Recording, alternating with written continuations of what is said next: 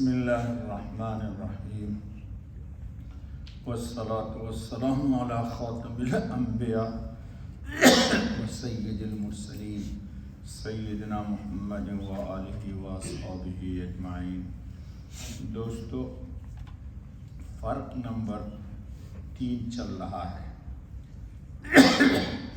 کہ انبیاء علیہم الصلاۃ والتسلیم کوئی ترکہ نہیں چھوڑتے اور نہ وہ کسی ترکہ کے مالک ہوتے ہیں، یعنی نبی نہ کسی کے مال کا وارث ہوتا ہے اور نہ نبی وراثت میں مال چھوڑتا ہے۔ یہ بحث چل رہی تھی۔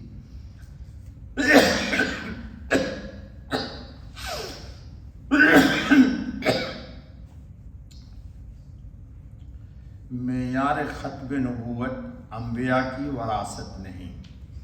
حدیث میں جس زمین کا تذکرہ ہے اس سے مراد بنو نذیر کی زمین ہے، جو حق سبحانہ و تعالی نے حضور خاتم الانبیاء علیہ السلام کو بطور فیع عطا فرمائی تھی۔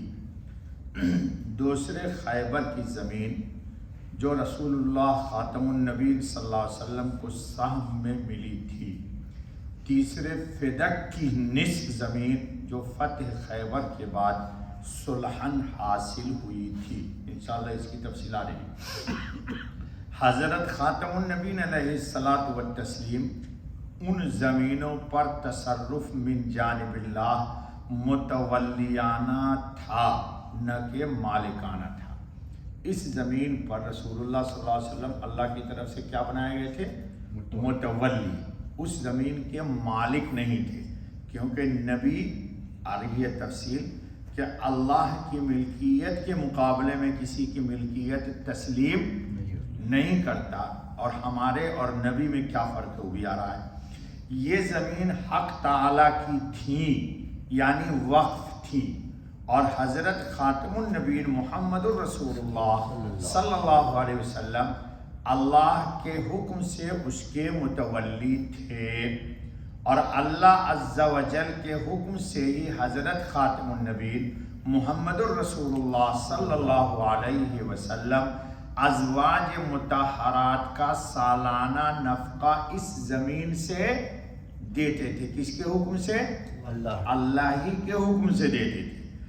حضور خاتم النبی علیہ الصلاۃ والتسلیم کے وصال کے بعد حضرت ابو بکر صدیق رضی اللہ تعالی عنہ نے اس بات کی وضاحت فرما دی کہ میں نے خود حضرت خاتم الانبیاء محمد الرسول اللہ علیہ الصلاۃ والسلام سے سنا ہے کہ ہم انبیاء کے گروہ، یعنی گروہ انبیاء، نہ کسی کے مال کے وارث ہوتے ہیں، یعنی نبی کسی دوسرے کے مال کا بھی وارث نہیں ہوگا، اور نہ ہمارا کوئی وارث بنتا ہے۔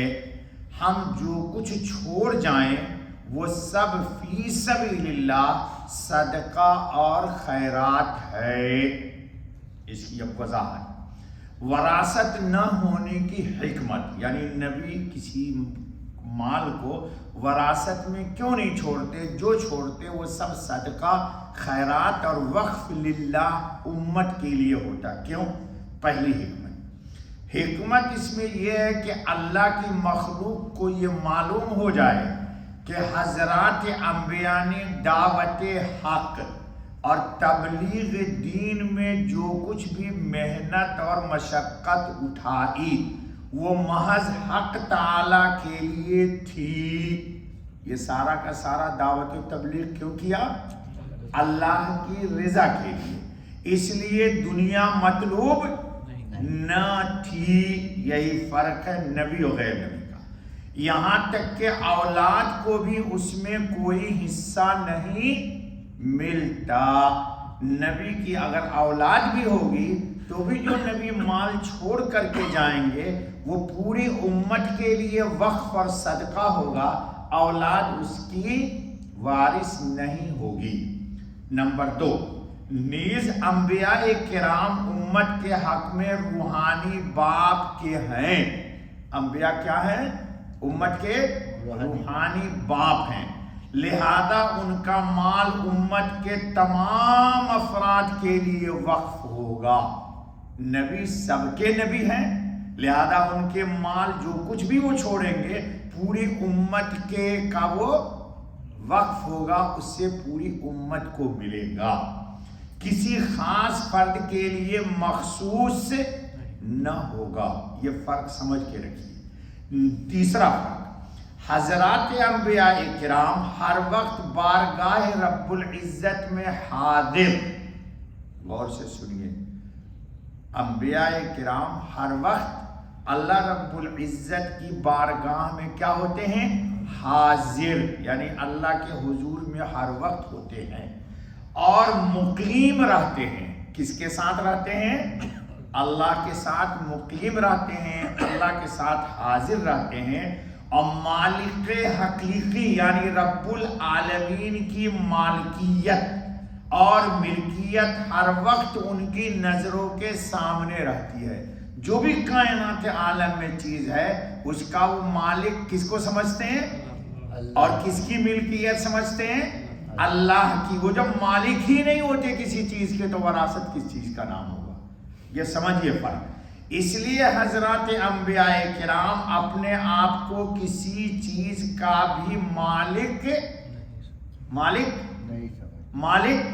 اسی لیے فرما دیا کہ نبی جو چھوڑے گا وہ وقف ہوگا اور صدقہ ہوگا امت کے لیے، جیسا کہ بزرگوں کا قول بھی ہے، کیا الانبیاء لا یشہدون ملکا مع اللہ، یعنی انبیاء علیہ السلام اللہ تعالیٰ کے سامنے کسی کی ملکیت کو نہیں دیکھتے، نہ وہ کسی کی ملکیت کو تسلیم کرتے ہیں۔